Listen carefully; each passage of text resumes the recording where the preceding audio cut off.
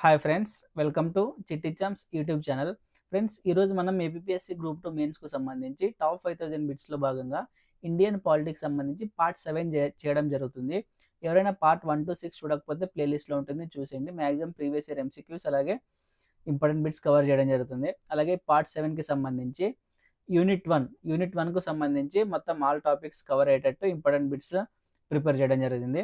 అలాగే ఎవరైనా ఛానల్‌ను సబ్స్క్రైబ్ చేయకపోతే సబ్స్క్రైబ్ చేసుకోండి. అలాగే వీడియోని లైక్ చేయండి. ఓకేనా? సెషన్‌లోకి వెళ్తే, భారత పార్లమెంటు మొదటిసారిగా పౌరసత్వ చట్టాన్ని ఏ సంవత్సరంలో రూపొందించింది? 1955. ఈశాన్య రాష్ట్రాల మండలి ప్రధాన కార్యాలయం కేంద్రం ఎక్కడ ఉంది? గౌహటి అండి. ఫజల్ అలీ కమిషన్లో సభ్యుడిగా ఉన్నవారు ఎవరు? కేఎం ఫణిక్కర్.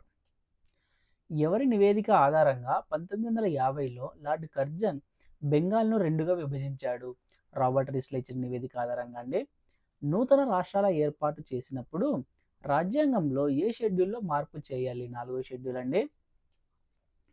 రాష్ట్రాల పునర్వ్యవస్థీకరణపై 1948లో జేవీపీ కమిటీని ఏర్పాటు చేయాలని కాంగ్రెస్ పార్టీ ఏ సమావేశంలో నిర్ణయించింది? జైపూర్ సెషన్ అండి. జైపూర్ సెషన్లో. రాజ్యాంగ ప్రవేశిక భారత రాజ్యాంగానికి మణిహారం, కంఠాభరణం, కొలమానం, గీటురాయి లాంటిదని ఎవరు పేర్కొన్నారు? ఠాకూర్దాస్ భార్గవ్ అండి. కంఠాభరణం ఠాకూర్దాస్, గుర్తుపెట్టుకోండి. ఓకేనా? సామ్యవాద తరహా సమాజ స్థాపన తమ లక్ష్యమని కాంగ్రెస్ పార్టీ ఏ సమావేశంలో ప్రకటించింది? అవడి సెషన్ అండి. భారత రాజ్యాంగ ప్రవేశికలో సౌభ్రాతృత్వం అనే పదం చేర్చాలని సూచించిన వ్యక్తి ఎవరు? డాక్టర్ బిఆర్ అంబేద్కర్ అండి. ఓకేనా? Doctor B R Ambedkar. భారతదేశం కామన్వెల్త్లో సభ్యత్వాన్ని పొందడం అనేది దేశ విశాల ప్రయోజనాలను సాధించడం కోసమని పేర్కొన్నది ఎవరు? బిఎన్ రావు. ఓకేనా? రాజ్యాంగంలో 4వ షెడ్యూల్ దేనికి సంబంధించింది? రాజ్యసభ నిర్మాణం. రాజ్యాంగంలో 7వ షెడ్యూల్ దేనికి సంబంధించింది? కేంద్ర రాష్ట్ర సంబంధాలు. రాజ్యాంగంలో 8వ షెడ్యూల్ రాజ్యాంగం గుర్తించిన భాషలను తెలియజేస్తుంది అండి, అఫీషియల్ లాంగ్వేజెస్. రాజ్యాంగంలో 9వ షెడ్యూల్ భూ సంస్కరణ చట్టాలు, అలాగే ఇంకా కొన్ని ఉన్నాయి ఇందులో. ఓకేనా? రాజ్యాంగ పరిషత్తులో సభ్యులను బ్రిటిష్ ఇండియా ప్రావిన్స్ల నుంచి ఏ విధంగా ఎన్నుకుంటారు? ప్రావిన్షియల్ అసెంబ్లీ నుంచి ఎన్నుకుంటారండి. ప్రావిన్షియల్ అసెంబ్లీల నుంచి ఎన్నుకుంటారు. డాక్టర్ బిఆర్ అంబేద్కర్ను రాజ్యాంగ రూపశిల్పి, అభినవ మనువుగా అభివర్ణించినది ఎవరు? ఎంవి ఫైలీ. రాజ్యాంగ పరిషత్తులో జాతీయ జెండాను ప్రతిపాదించినది ఎవరు? హంస మెహతా. భారత రాజ్యాంగానికి ప్రవేశిక కీ నోట్ అని అన్నది ఎవరు? ఎర్నెస్ట్ బర్కర్ అండి. కీ నోట్ అనేది ఎర్నెస్ట్ బర్కర్. రాజ్యాంగ పరిషత్తులో సభ్యురాలిగా పనిచేసిన ఏకైక ముస్లిం మహిళ ఎవరు? బేగం ఎయిజాజ్ రసూల్. భారత రాజ్యాంగ పరిషత్ మొదటి సమావేశానికి తాత్కాలిక అధ్యక్షుడిగా సచ్చిదానంద సిన్హాను ప్రతిపాదించిన వ్యక్తి ఎవరండి? జేబీ కృపాలిని. దేశ విభజన తర్వాత రాజ్యాంగ పరిషత్ సభ్యుల సంఖ్య ఎంత? 299 మెంబర్స్ అండి. స్వరాజ్ అనే పదాన్ని మొదటిసారిగా ఉపయోగించిన వారు ఎవరు? దాదాబాయి నౌరోజీ. 1947 ఫిబ్రవరి 20న ఇంగ్లాండ్ పార్లమెంట్లోని కామన్స్ సభలో మాట్లాడుతూ బ్రిటిష్ ప్రభుత్వం భారతదేశం నుంచి ఏ సంవత్సరం నాటికి వైదొలుగుతుందని ప్రకటించాడు? 1948 జూన్ నాటికండి. ఓకేనా? ఏ ప్రకటనలో బ్రిటిషర్లు జారీ చేసిన వాటిలో అత్యున్నతమైనదని మహాత్మా గాంధీ పేర్కొన్నారు? యాట్లీ ప్రతిపాదన అండి. ఓకేనా? ఏ ప్రతిపాదనల మేరకు రాజ్యాంగ పరిషత్ ఏర్పాటు చేశారు? కేబినెట్ ప్రతిపాదనలండి. బ్రిటిష్ ప్రధానమంత్రి లార్డ్ యాట్లీ ఏ సంవత్సరంలో భారతదేశానికి కేబినెట్ మిషన్ రాయబారం పంపాడు? 1946 మార్చ్. భారతదేశం గోచరించే భూస్వామ్య వ్యవస్థను దృఢం చేయడానికి బ్రిటిష్ పాలకులు ఆడిన నాటకమని సుభాష్ చంద్రబోస్ ఏ చట్టాన్ని అభివర్ణించాడు? 1935 అండి. 1935 యాక్ట్ని సుభాష్ చంద్రబోస్ ఈ విధంగా అన్నాడు. ఓకేనా? భారత ప్రభుత్వ చట్టం 1935 ప్రకారం కార్యనిర్వాహక అధికారం ఎవరికి ఉంది? కౌన్సిల్లోని గవర్నర్ జనరల్ కండి. లార్డ్ లిన్లిత్గో ప్రతిపాదనలకు మరో పేరు ఆగస్టు ప్రతిపాదనలు అండి. ఏ ఇయర్ అంటే 1940. భారత ప్రభుత్వ చట్టం 1935 ప్రకారం కార్యనిర్వహణ అధికారం ఎవరికి ఉండేది? కౌన్సిల్ నందల గవర్నర్ కండి. ఇండియాలో బ్రిటిష్ సామ్రాజ్యానికి పునాది వేయడానికి కారకుడు రాబర్ట్ క్లైవ్. ఓకేనా. సెప్టెంబర్ 2, 1946లో ఏర్పాటైన తాత్కాలిక ప్రభుత్వంను మొదటిసారి ప్రతిపాదించినది క్యాబినెట్ మిషన్ ప్లాన్ అండి. ఓకేనా. రెగ్యులేటింగ్ చట్టం 1773 ద్వారా కలకత్తాలో సుప్రీంకోర్టును ఏర్పాటు ప్రతిపాదన. ఓకేనా. ఈ యాక్ట్ ప్రకారం అండి రెగ్యులేటింగ్ చట్టం 1773 ద్వారా కలకత్తాలో సుప్రీంకోర్టును ఏర్పాటు చేయడం ప్రతిపాదించారండి. ఓకేనా. బ్రిటిష్ వారు బెంగాల్లో సుప్రీంకోర్టును ఏ సంవత్సరంలో ఏర్పాటు చేశారు? 1774. మతతత్వ నియోజకవర్గాల పితామహుడిగా ఎవరిని పిలుస్తారు? లార్డ్ మింటో అండి. ఓకేనా. మౌంట్ బాటన్ ప్రణాళిక లక్ష్యం బ్రిటిష్ వారి నుండి భారతీయులకు అధికారాన్ని బదిలీ చేసే పద్ధతి. దేశంలో మొట్టమొదటిసారిగా ద్వంద్వ పాలనకు నాంది ప్రస్తావన జరిగింది ఎక్కడండి? పిట్ ఇండియా చట్టం 1784. సైమన్ కమిషన్ ముఖ్య ఉద్దేశం 1919 చట్టం ద్వారా ప్రవేశపెట్టిన సంస్కరణలను సమీక్షించడం. ఓకేనా. ఏ చట్టం ద్వారా గవర్నర్ జనరల్ ఆఫ్ బెంగాల్ పదవిని గవర్నర్ జనరల్ ఆఫ్ ఇండియాగా మార్పు చేశారు? 1833. కమ్యూనల్ అవార్డు ముఖ్య ఉద్దేశం హిందూ ముస్లింల మధ్య సయోధ్య కుదిరించే ప్రతిపాదన. భారత రాజ్యాంగ రచనలు అత్యంత ప్రభావం చూపిన అంశం భారత ప్రభుత్వ చట్టం 1935 అండి. పోర్ట్ఫోలియో పద్ధతిని ఎవరు తీసుకొచ్చారండి? Lord Canning. ఓకేనా. Lord Canning. మతతత్వ నియోజకవర్గాలు లార్డ్ మింటో. ఓకేనా. భారత న్యాయ సంస్కరణలో లార్డ్ మెకాలే. మతాన్ని ప్రభుత్వం నుండి వేరు చేయడాన్ని ఏమంటారు? లౌకికతత్వం, సెక్యులరిజం. ఓకేనా. ప్రవేశికలో లేని పదం సమాఖ్య. ఓకేనా. సమాఖ్య. ప్రజాస్వామ్య వ్యవస్థలో ప్రభుత్వ అధికారాలను పరిమితం చేసేది రాజ్యాంగం. ఓకేనా. ఇలాంటి బిట్స్ అడుగుతుంటారండి, బేసిక్స్ ఖచ్చితంగా గుర్తుపెట్టుకోవాలి మీరు. భారత రాజ్యాంగ తొలి ముసాయిదా ఎప్పుడు తయారైంది? అక్టోబర్ 1948. భారత రాజ్యాంగంపై మొట్టమొదటి గ్రంథం రచయిత హెచ్ఎం షిర్వం. ప్రాథమిక హక్కులు ఆదేశిక నియమాల మధ్య ప్రస్తుతం ఎలాంటి సంబంధం ఉంది? ఆదేశిక నియమాల్లో ప్రకరణ 39A మరియు B అమలు చేస్తూ చేసిన చట్టాలు ప్రాథమిక హక్కులకు విరుద్ధమైన చెల్లుబాటు అవుతాయి. ప్రాథమిక హక్కులకు ఆదేశిక నియమాలకు మధ్య వివాదాన్ని మరొక విధంగా ఇలా అంటారు: శాసనశాఖ న్యాయశాఖ మధ్య వివాదం. ప్రాథమిక హక్కులపై నిర్దేశిక నియమాల ఆధిపత్యానికి సంబంధించిన రాజ్యాంగ సవరణలు 24th అలాగే 42nd కాన్స్టిట్యూషనల్ అమెండ్మెంట్ అండి. రాజ్యాంగంలోని సామ్యవాదం అనేది జాతీయకరణలో అంతర్భాగమని సుప్రీంకోర్టు ఏ కేసులో తీర్పు చెప్పింది? ఎక్సెల్వేర్ కేసు అండి. సంక్షేమ రాజ్య స్వభావం అనే భావన ఏ భాగంలో స్పష్టీకరించబడినది? ఆదేశిక నియమాలు. ఆదేశిక సూత్రాలకు ప్రాథమిక హక్కులపై ఆధిక్యతను కల్పించడానికి ఉద్దేశింపబడిన రాజ్యాంగ సవరణ 42nd కాన్స్టిట్యూషనల్ అమెండ్మెంట్ అండి. భారత రాజ్యాంగమును అనుసరించి సంఘాలను ఏర్పరచుకునే స్వేచ్ఛను ఈ విషయంలో నియంత్రించవచ్చును. ప్రజాభద్రత విషయంలో సంఘాలను ఏర్పరచుకునే దాంట్లో రెగ్యులేట్ చేయొచ్చండి, కంట్రోల్ చేయొచ్చు. ఆదేశిక సూత్రాలను ఎవరు ఒక వాస్తవమైన మానసిక ప్రవృత్తుల చెత్తకుండి అని అన్నారు? టిటి కృష్ణమాచారి అండి. ఆదేశిక సూత్రాల అమలు కోసం ప్రాథమిక హక్కులను పరిమితం చేయరాదని ఏ కేసులో తీర్పు ఇచ్చారు? గోలక్నాథ్ కేసు అండి. గోలక్నాథ్ కేసు ఏ ఇయర్లో జరిగింది? ఏ ఇయర్లో ఉందో ఆన్సర్ కామెంట్ బాక్స్లో మెన్షన్ చేయండి. ఓకేనా. ప్రకరణ 1901 ప్రకారం నిర్వహించే హిక్లిన్ టెస్ట్ దీనికి సంబంధించినది? సభ్యత, నైతికత. ఓకేనా. హిక్లిన్ టెస్ట్ దేనికి సంబంధించిందంటే సభ్యత, నైతికత. ప్రకరణ 39B మరియు C నిర్దేశిక నియమాల అమలుకు చేసే చట్టాలు ప్రాథమిక హక్కులకు విరుద్ధమైన చెల్లుబాటు అవుతాయని ఏ రాజ్యాంగ సవరణ ద్వారా మార్పు చేశారు? 24వ రాజ్యాంగ సవరణ అండి. ఆదేశిక సూత్రాలకు సంబంధించి ఏ ప్రభుత్వమైనా విస్మరిస్తే వారు ఎన్నికల కాలంలో ప్రజల ముందు జవాబుదారీ అయి తప్పనిసరిగా నిలవవలసి ఉంటుందని వ్యాఖ్యానించినది ఎవరు? డాక్టర్ బిఆర్ అంబేద్కర్ అండి. ఈ కేసులో సుప్రీంకోర్టు ట్రాన్స్జెండర్ హక్కులను గుర్తించింది. ఏ కేసు అండి? NALSA versus Union of India. ఓకేనా. NALSA versus Union of India.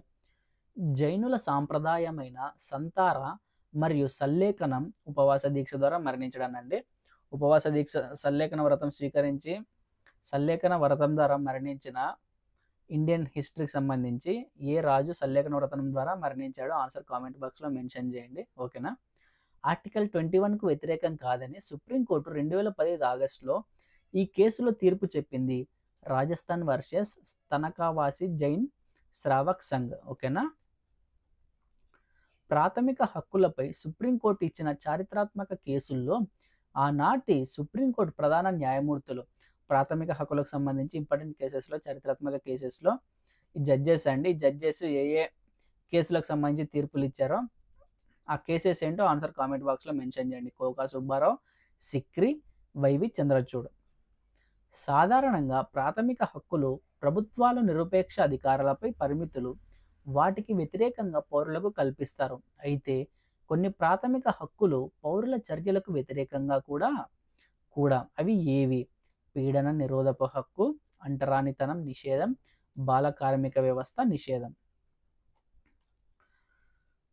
ప్రాథమిక హక్కులకు విఘాతం కలిగించేలా రాజ్యం చట్టాలు చేస్తే అవి చెల్లుబాటు కాకుంటే న్యాయస్థానాలు కొట్టివేస్తాయి. అయితే చట్టం అనే పదంలోనికి రాని అంశం రాజ్యాంగ సవరణ.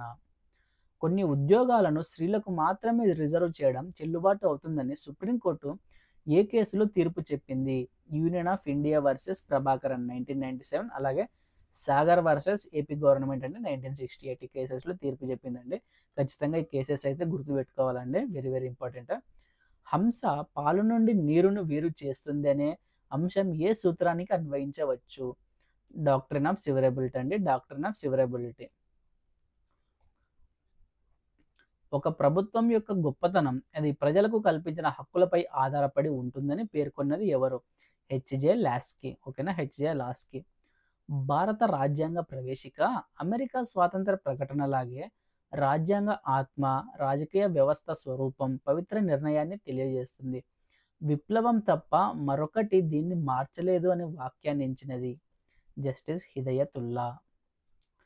ప్రాథమిక హక్కులకు మరొక పేరు సహజ హక్కులని సుప్రీంకోర్టు ఏ కేసులో తీర్పు చెప్పినది? గోరఖ్నాథ్ కేసు అండి. ప్రాథమిక హక్కును అమలు జరుపుట కొరకు రాజ్యాంగంలో కనబరిచిన పరిష్కారం ఆర్టికల్ 32. భారత రాజ్యాంగం ఏ భాగంలో చింతన, భావ ప్రకటన, విశ్వాసము, నమ్మకము, ప్రార్థన, స్వేచ్ఛ అనే పదాలు ఎక్కడ ఉటంకించబడ్డాయి? పీఠిక అండి, ప్రియంబుల్లో. ప్రాథమిక హక్కులు అమలు పరచడంలో పార్లమెంటు కొన్ని వర్గాలపై ప్రత్యేక పరిమితులు విధించవచ్చు. ఆ వర్గాలు ఎవరు? రక్షణ దళాలండి.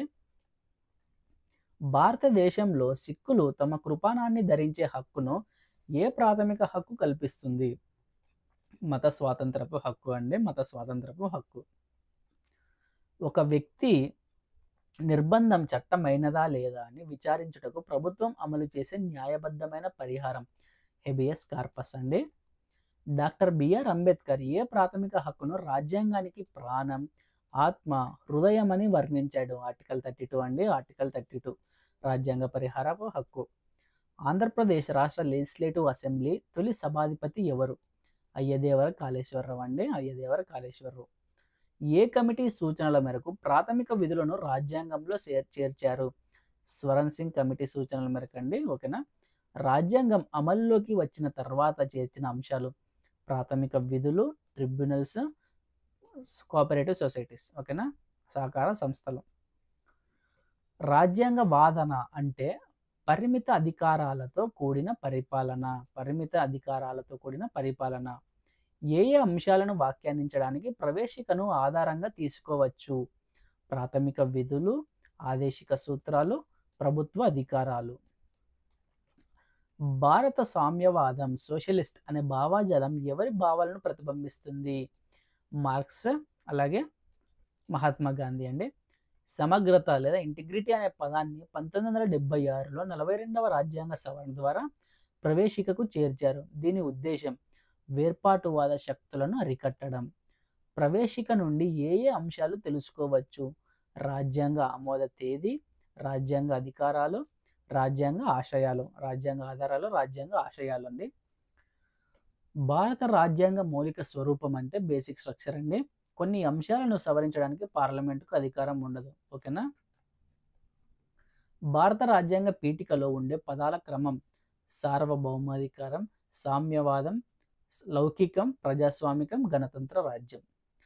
ఎవరి జీతభత్యాలను రెండో షెడ్యూల్లో పేర్కొనలేదు పార్లమెంటు సభ్యులండి. భారత రాజ్యాంగం సుదీర్ఘమైంది కారణం భారతదేశ వైవిధ్యం, ఇతర రాజ్యాంగాల ప్రభావం. భారత రాజ్యాంగ రచనలో అత్యంత ప్రభావం చూపిన అంశం ఏదండి? భారత ప్రభుత్వ చట్టం 1935. భారతదేశంలో తాత్కాలిక ప్రభుత్వాన్ని ఏర్పాటు చేసిన రోజు 1946 సెప్టెంబర్ 2. భారత ప్రభుత్వ చట్టం 1935ను బానిసత్వానికి నూతన పత్రంగా పేర్కొన్నవారు జవహర్లాల్ నెహ్రూ. ఏ ప్రతిపాదనలో భారత ప్రజలు స్వేచ్ఛా స్వాతంత్రాల మాగ్నా కార్టాగా పేర్కొంటారు? విక్టోరియా రాణి ప్రకటన అండి. విక్టోరియా రాణి ప్రకటన. భారతదేశంలో అతి తక్కువ కాలం అమల్లో ఉన్న చట్టం 1909 కౌన్సిల్ చట్టం అండి. దీనికి ఇంకో పేరు ఏముందో ఆన్సర్ కామెంట్ బాక్స్లో మెన్షన్ చేయండి. ఓకేనా? ఏ చట్టం బ్రిటిష్ వైస్రాయ్కి పోర్ట్ఫోలియో విధానాన్ని ఏర్పాటు చేసే అధికారం కల్పించింది? 1861 చట్టం అండి. ఓకేనా? 1861 council, Indian Council Act. Governor జనరల్కు ఆర్డినెన్స్లు జారీ చేసే అధికారాన్ని కల్పించిన చట్టం 1861 కౌన్సిల్ చట్టం, ఇండియన్ కౌన్సిల్ యాక్ట్. కొత్తగా సుప్రీంకోర్టు బెంచ్లను ఏర్పాటు చేసే అధికారం ఎవరికి ఉంది? పార్లమెంట్ అండి. భారత రాజ్యాంగాన్ని సహకార సమాఖ్య అని, కోఆపరేటివ్ ఫెడరలిజం అని అభివర్ణించినది ఎవరు? Granville Austin, DN Banerjee. ఓకేనా? Granville Austin, DN Banerjee. భారతదేశాన్ని అర్ధ సమైక్య అని వర్ణించినది ఎవరు? KC Wheare. KC Wheare. Party ఫిరాయింపుల నిరోధక చట్టం ఏ ప్రధానమంత్రి కాలంలో అమల్లోకి వచ్చింది? పివి నరసింహారావు అండి. పార్టీ ఫిరాయింపుల నిరోధక చట్టానికి సంబంధించి షెడ్యూల్ ఏది? 10వ షెడ్యూల్ అండి. 8వ షెడ్యూల్కు సంబంధించి గుర్తింపు పొందిన అధికార భాషల గురించి పేర్కొంటుంది. రాజ్యాంగం అమలు నాటికి గుర్తింపు పొందిన భాషలు 14. ప్రస్తుతం రాజ్యాంగం గుర్తించిన అధికార భాషలు 22. 92వ రాజ్యాంగ సవరణ చట్టం ద్వారా గుర్తించిన భాషలు బోడో, డోగ్రి, సంతాలి, మైథిలి. ఓకేనా? భారత రాజ్యాంగంలో ప్రారంభంలో 395 ఆర్టికల్స్, 8 షెడ్యూల్స్, 22 పార్ట్స్ ఉన్నాయి. ప్రస్తుతం 12 షెడ్యూల్స్ ఉన్నాయి. ఓకేనా? అమెరికా రాజ్యాంగం నుంచి భారత రాజ్యాంగంలోనికి స్వీకరించిన అంశాలకు సంబంధించి అమెరికన్ కాన్స్టిట్యూషన్ నుంచి ఏ అంశాలను తీసుకోవడం జరిగిందంటే రాష్ట్రపతిని తొలగించే పద్ధతి, మహాభియోగ తీర్మానం, ఇంపీచ్మెంట్ అండి. అలాగే న్యాయ సమీక్ష అధికారం, జ్యుడిషియల్ రివ్యూ, ప్రాథమిక హక్కులు, ఫండమెంటల్ రైట్స్, ప్రియాంబుల్, లిఖిత రాజ్యాంగం, రిటర్న్ కాన్స్టిట్యూషన్ అండి. ఇవన్నీ అమెరికన్ కాన్స్టిట్యూషన్ నుంచి తీసుకోవడం జరిగినది. ఓకేనా? భారత రాజ్యాంగానికి నకలుగా ఏ చట్టాన్ని పేర్కొంటారు? 1935 ఇండియన్ గవర్నమెంట్ యాక్ట్.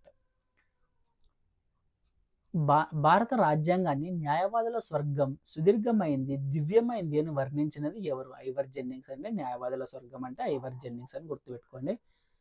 భారత రాజ్యాంగం ఇతర రాజ్యాంగాలన్నింటినీ కొల్లగొట్టి రూపొందించినదిగా వర్ణిస్తే నేను గర్వపడతాను, ఎందుకంటే మంచి ఎక్కడున్నా గ్రహించడం తప్పేమీ కాదని పేర్కొన్నది ఎవరండి? Doctor B R Ambedkar. ఏ వ్యక్తిని రాజ్యాంగ పరిషత్కు స్నేహితుడిగా, మార్గదర్శిగా, తత్వవేత్తగా పేర్కొంటారు? బిఎన్ రావు అండి. రాజ్యాంగ పరిషత్ చిహ్నం ఏది? ఐరావతం. ఓకేనా? ఐరావతం.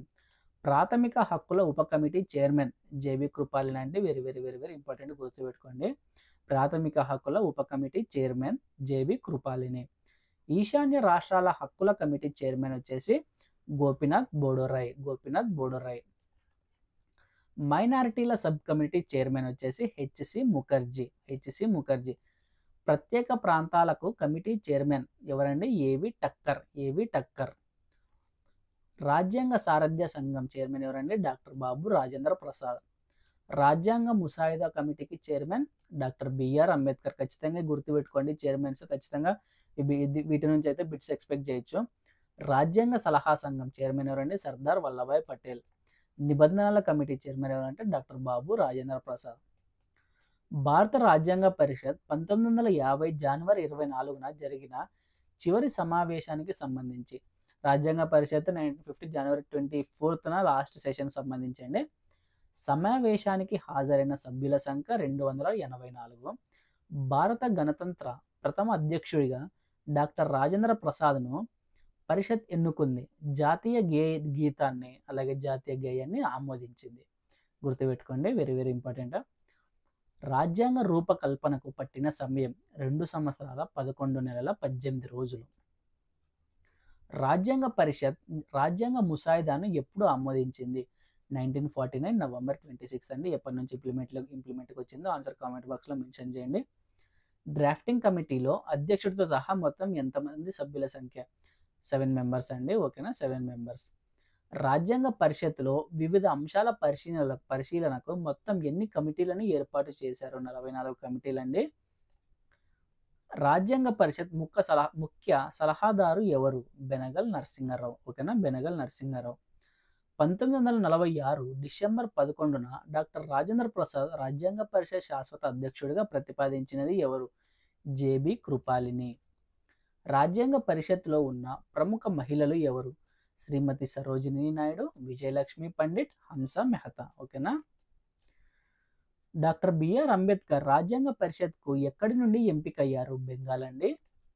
భారతీయులు స్వయంగా తమ రాజ్యాంగాన్ని తామే రూపొందించుకోవాలి అనే భావనను తొలిసారిగా 1934లో తన అభిప్రాయాన్ని తెలియజేసింది ఎవరు? ఎంఎన్ రాయ్.